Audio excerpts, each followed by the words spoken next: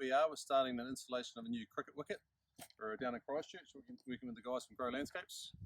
We're digging out around the outside of the edge of the cricket wicket so that we can eventually lay the new turf and roll it over the edges and secure it down, and then put the turf back in place to hold it there to prevent the edges from coming up and anyone coming along and pulling on it, any mowers, etc., ground staff getting it to the edge of the turf. So we're just, first step is to dig around the outside of the wicket.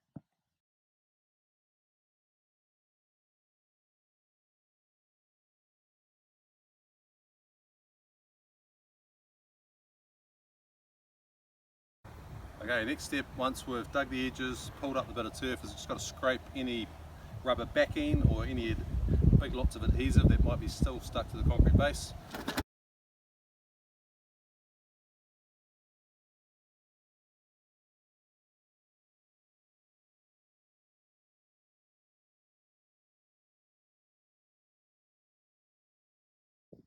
Okay, the final step in the base preparation is to give it a blow. So we're getting rid of all the finer dust particles from our scraping, so that it won't affect the adhesive when we're applying it. So we're cleaning it right off, blowing off the dust, getting it ready, and then we're straight into gluing and laying the turf.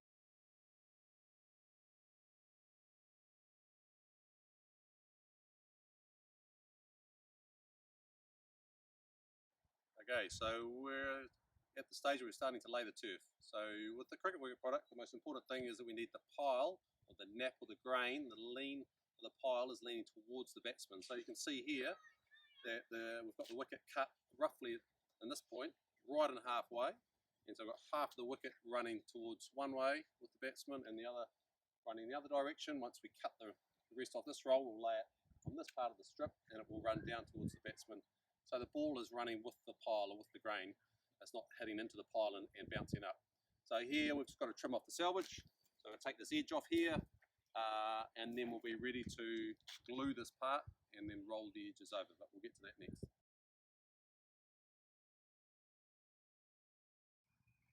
Okay, so we're into the next stage, which is gluing the turf down. So we've laid the wicket out, as we discussed before, with the pole running towards the batsman at either end. And what we've done now is we've rolled up the quarter of the wicket here.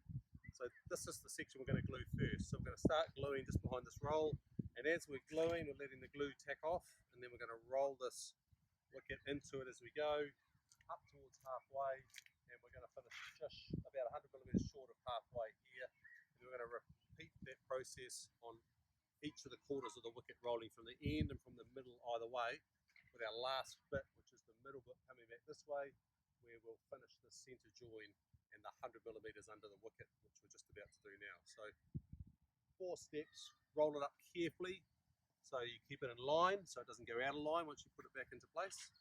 Keep it square. Make sure you let the adhesive tack off. That's the most important thing. If you don't let it tack off and you roll it back in too early, that's where you can get some bubbling in the adhesive. The solvent hasn't got out.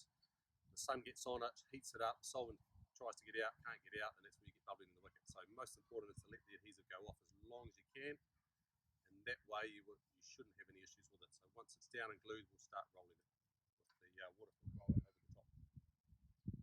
Okay, so we're starting the gluing process now. We've got a 3mm V-notch trowel, which is what you need for these wickets. If you've got a plastic one, you might need a few of them because they'll wear out on the concrete.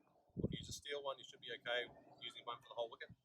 So we're just troweling the glue across like so, and then back again, trying to keep a consistent flow of the adhesive and getting a consistent application layer across the whole area.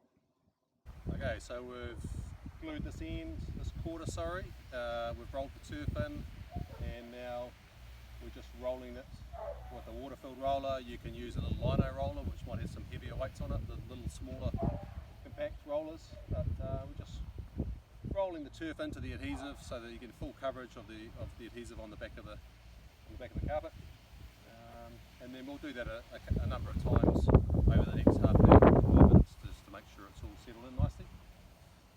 So next stage is we'll pull this end back and we'll glue this end and do the same process here.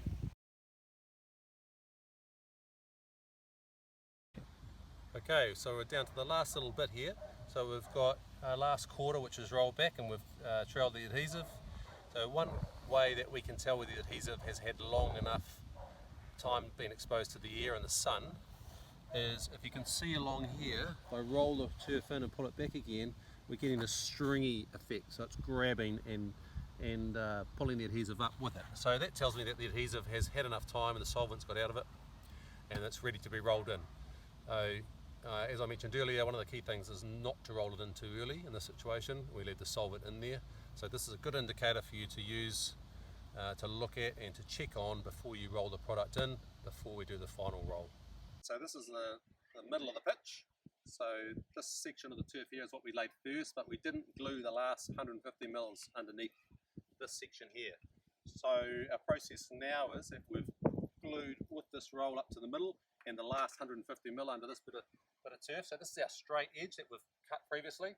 So we're going to flip that over and then we're going to roll this piece in, this last little section. The roll in, it's going to overlap here, and then we're going to finish our join here, which I'll do on the next little section. Okay, so this is the last little bit here. We're just cutting the centre join. We're doing what we call as a top cut. So the underlying turf is sitting underneath it and we're using that as a guide to cut to. And then we're looking from above and we're cutting the top turf and using the bottom section as a guide as I'm cutting along. And then we can push that down and those two will seamlessly join together like that.